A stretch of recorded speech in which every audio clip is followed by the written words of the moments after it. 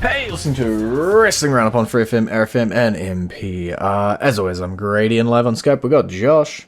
Hey, Some big matches in the past week across Raw, SmackDown, and other bits and bobs. So just taking a look, I guess, at the big storylines. Obviously, we're going to talk about the Bloodline. Just going to open it up with that. We had a bit of an advancement on SmackDown last week. Roman Reigns sort of leveling with both Jimmy and Jay, claiming that, we're equals now. It's not me sitting at the head of the table and y'all sort of sitting at the foot of it.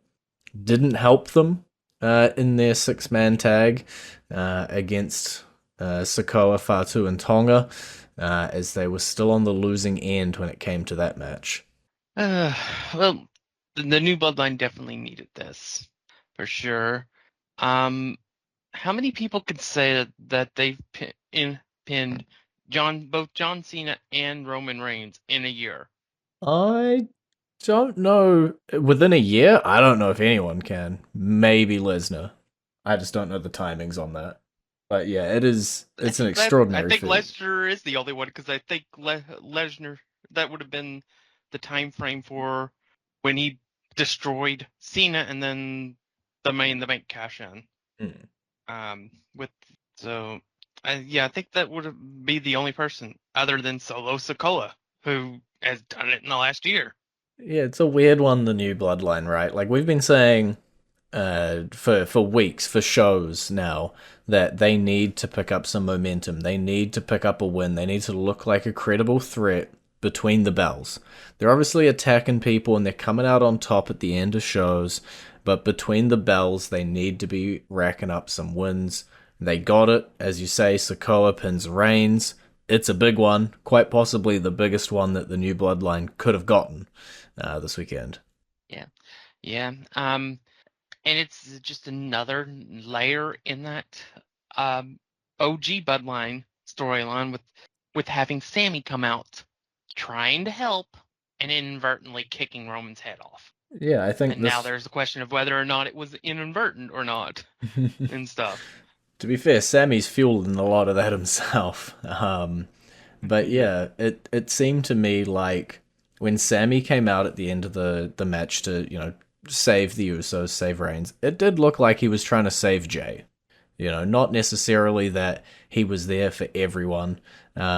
That he's grown to be friends with Jay. We've seen it expand throughout segments of the show. We've seen them um, interact throughout, the past 6 months. And it sort of culminates and it comes through because Jay was the one who didn't want him in the group when they were originally in the bloodline. Now here he is, and he's trying to pull Sammy back in to help them out, to even the odds and to make it 4v4. And Sammy's sitting around being the reluctant one, kind of the voice of reason, to be fair, being like, why would we join back up with the guys who made our life a living hell? Yeah, and it makes complete sense. That was part of why I was like, this is going to take time. I just thought it would be Jay that would be the one that would be the voice of reason. Hmm. So to have it be Sammy, I think actually makes more sense than what I was thinking. Um, because as Jay said, Sammy's not family. He's honorary Oos, but he's not bloodline. Um, so I do think that there is some element that they do need to work on that. And I do think that this is also get another step to Roman making amends to everything that he did in the 4-year reign of terror. Yeah, it obviously they've invited Sami Zayn to SmackDown to go face to face with Roman Reigns and to hash it out, but we do still have a few more weeks until Survivor Series, so I don't expect it to all get wrapped up with a neat and tidy bow this week. It should be, I hope it is, and it should be something that takes a few weeks to develop and to pull them over. Um, it shouldn't just be, a 1 week and we're done. We can stretch this a little bit. We do have the time. Not lots of time, but we do have some time here to stretch them out before the eventual War Games match. Yep. Um, and yeah, that's pretty much it. Is there anything else with the whole Bloodline storyline that you want to throw on in here before we move on? Uh, no, just everything is building to that massive match that we know is coming. And it should be pretty epic when we do get it. I want to stay Bloodline adjacent, I guess, and go further down the card from this weekend. Kevin Owens, Randy Orton. We were due a match. We did say, it's quite a personal matchup between the two. They do have beef. And ultimately, we never got the bell.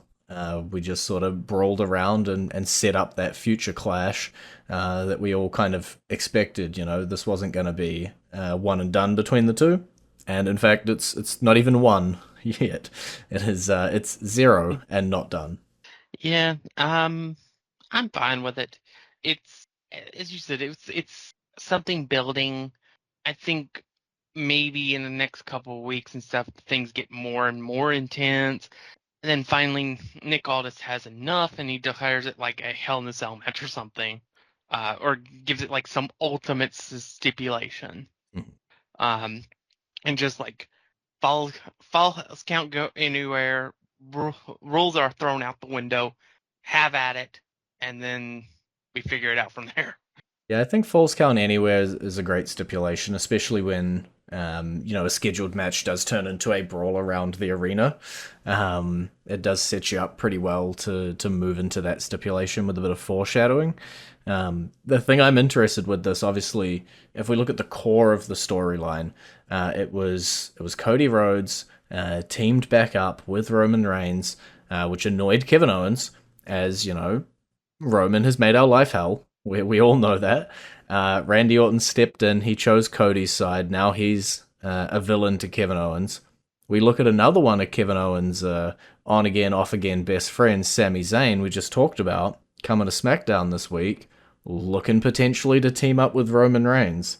I don't know if the two storylines are going to interact, but potentially this is something that's going to just tip Kevin Owens off the cliff if he isn't already off the cliff.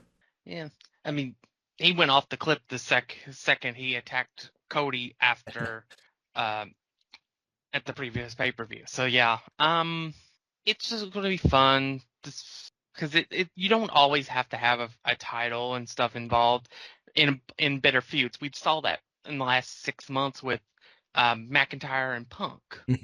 We didn't need a title for that feud to be as bitter and as bloody as it was. Yeah, I think it's not necessarily like a lost art, but I think it is very easy to have a feud over a championship. Person A has the gold, person B wants the gold, we hate each other, let's fight. And I think it's actually harder to tell a really nice, convincing, flowing storyline when the focus is not championships. We're seeing it now with obviously the Bloodline. There's been championships in and around it, but they're not feuding over the WWE Championship at the moment. And we've seen it from time to time. I think back Shawn Michaels Undertaker, there was something more on the line there, and heaps of other storylines. And it's good to see, as you say, Drew Punk as well, that we're not just using the belts as crutches. Which we've seen from time to time in the WWE, where it seems like there's only two storylines going on at one time because we have two belts, and then everybody else is just sort of waiting for their turn at the belt. And so, yeah, it is cool to see these non-championship-driven storylines. I reckon we can get one more in before our entrance theme of the week. So, talking about storylines, I guess that were not about the championship. Now they're about the championship. LA Knight in his triple threat against Andrade and Carmelo Hayes. US title on the line, and the reign continues for Knight. And I'm not surprised, even though I wanted a title change here, I'm not surprised at all that the title didn't change. Yeah. Yeah, it just felt like this was a match to get the championship on the card and nothing more. Yeah, there's not a huge amount to talk about it, right? Like, it was a triple threat. It was pretty decent based on, Carmelo Hayes and Andrade already having quite a few matches. They got their chemistry clearly, but maybe the match would have felt like it had a bit more purpose if we had a title change. Then the purpose of the match was to put the title on most likely Carmelo, but potentially Andrade. And then, yeah, it's Knight wins. Knight walks away with the title. We don't solve the Andrade Hayes feud that's still going on. Knight continues what has been a mediocre US Championship reign, and he doesn't seem to have anyone sort of lined up to come at him for that mid card championship just at the moment either. So I don't know. We didn't really propel a whole lot forward when it comes to this match. When I look at everything else that happened this weekend, so many storylines advanced, so many new feuds set up, so many things ignited. It was just a bit of a nothing note. Righty, well, we will go into our entrance theme this week. You talked about at the start Solo Sikoa being the man to pin John Cena and Roman Reigns. So we might as well celebrate the leader, the tribal chief of the new bloodline, Solo Sikoa.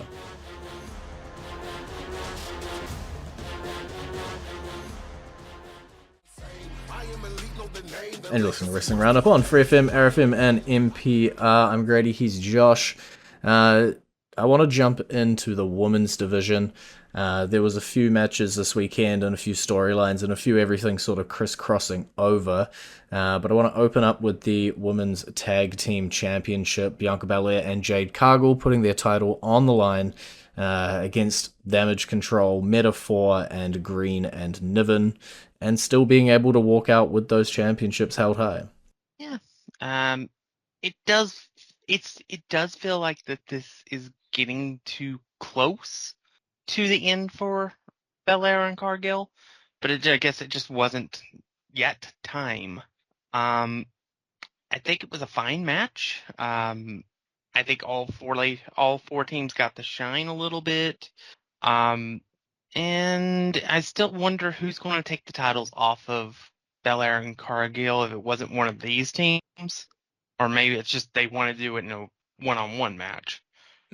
I don't know, but it does feel like there's like some tension beginning to brew between Belair and Cargill. Yeah, obviously we've been predicting a split into a singles match, potentially at WrestleMania, for quite a while now. It does just get, closer and closer to the end of the year, then closer and closer to April. I don't know when they want to pull that trigger, when they want to split the two of them. That is the big question for me. I think they'll lose the titles as soon as they decide now is the go time. In terms of their next challenges, I got some stuff I want to talk about, but it's going to tie in. So we had a championship versus championship match, Liv Morgan taking on Nia Jax, with Liv Morgan coming out on top, thanks to a Tiffany Stratton distraction, but not official cash-in. Yeah. The right person won this match, first and foremost, regardless of the circumstances in which it led to it. Liv needed to win the match more than Nia did. It was a fine match, not a long match, but a fine match. And I guess there's still all the questions that we need to be asking for Tiffy time, because we were so certain she'd be walking out with the championship, and that didn't exactly happen. Yeah, going into this, we were sitting around going, this is Tiffy time. This is it. She staked her claim on SmackDown. She said, I'm going to be walking out this weekend with one of your championships. She came down. She practically handed the briefcase over and then just couldn't get it cashed in. There's, probably since Money in the Bank now, the storyline has been Tiffany's cashing in on Nia, will she, won't she, where we know that she will eventually. The storyline is starting to run its course. We need to have the cash-in actually go through at some point soon if this is going to be the end point of Tiffany with the briefcase, in my opinion. I think we got to do it. We got to do it soon. I wouldn't want to be holding off, another 2 months of the same Nia Jax defending her title against nothing feuds where Tiffany comes out, causes a distraction, end match, no cash in. I've seen it a few times now. Pull the trigger. But talking about that entirety of the women's division and then looking at Raw this week, we did get our number one contendership for Liv's Women's World Championship. Io Sky coming out on top of a battle royal. Um, Lined up that match. We're going to get Sky versus Morgan, but also from early on the show, we got a bit of a stare down, a bit of an interaction between the the women's tag team champions, Bianca Belair and Jade Cargill, and Liv Morgan and Raquel Rodriguez. And man, are we about to roll these tag titles back into a main women's title feud again for the 50 billionth time? When in doubt, break glass. Probably. I don't know if Liv and Raquel will win the titles, but I do think we'll probably see Liv and Raquel at least compete for them, because unfortunately the plans that we've seen got a major derailment this past couple weeks with Rhea's injury. Mm-hmm. So they need to find something for Liv to do for a little while, I guess. Yeah, it does seem like there has to obviously be a bit of a pivot. We attacked Rhea Ripley on NXT. We tossed up at the time, was it a kayfabe injury? Was it a real injury? It seems to be coming out now that Rhea is, truly injured and will be away for a little bit. And then, yeah, that does free up Liv Morgan, but not like in a positive way, because that feud was at its top. I feel like it was about to have its climactic match. We were going to have Rhea come out on top, and we were going to move on potentially, whether that be to Liv and Raquel going after the tag titles, I don't know. And now we enter a holding pattern. Will Liv lose the title before Rhea gets back? Is she just going to hold it in nothing feuds, waiting to pay off that feud? I don't know. There's a whole lot of uncertainty around that. We know that in the short term, it's going to be Liv Morgan versus Io Sky, but I don't know if Sky will be able to take the title off when you've got, Dominic sitting around, you've got Raquel sitting around, and you've got so much of the Judgment Day, rigging these matches for Liv Morgan, as we saw this weekend as well. So, I don't know. It feels almost holding pattern-y, but it is the first week since the injury, so maybe a bit too early to be making a call. Main event time. 2 matches. I'm going to roll them together because they have knock-on effects. But let's talk about Seth Rollins and Bronson Reed first up. Seth Rollins coming out on top, but at the end of the match, all anybody is talking about is Bronson Reed getting back up after all those stomps, after a mega stomp, ready and fighting for more. First off, I did say something in my pit told me Seth was winning the match. And that did come to fruition, but as you said, nobody cares about the match. They care about what Bronson Reed standing up after the end of the match, after all that devastation, and then devastating the entirety of the main event of Raw, minus Dominic Mysterio, and absolutely stealing the thunder from that main event. And to borrow a phrase from Bronson Reed's previous feud, he's not done with Seth Rollins. It's funny because I was also going to quote that. But it does feel like, Braun Strowman, although he didn't literally hand it off, that is how they're booking Bronson Reed here, right? Like, he takes a beating, he might lose the match, but he ain't done with you. He's still got more, he's still coming after you. And so it doesn't really matter bell to bell what's happening. He's still gonna make your life a misery, cost you championship matches, and we're gonna go into presumably more matches between Rollins and Reed. Yep, and every single week, Bronson Reed is getting to be a bigger and bigger star, and that's something that we're very happy to say. 2, we would not have thought we would have said 4 months ago before this whole thing started, because they weren't doing anything with Bronson Reed 4 months ago. So yeah, I'm all for it. I want them to make Bronson Reed the big guy in this era because he's extremely talented and he has the it factor for a big guy to dominate. And so I want to see him be continue to be elevated, work more with Seth, get better and better, and then who knows? Maybe my prediction of him winning the Money in the Bank briefcase in June, July of next year won't sound so far fetched when it comes down to that time. Yeah, I think to not draw too many parallels, this really does feel like the Braun Strowman v Roman Reigns feud, but for Bronson. This is coming out as a big monster who can take on the main event. As you say, he's building steam. People are getting behind him. People are really enjoying this build up of the monster.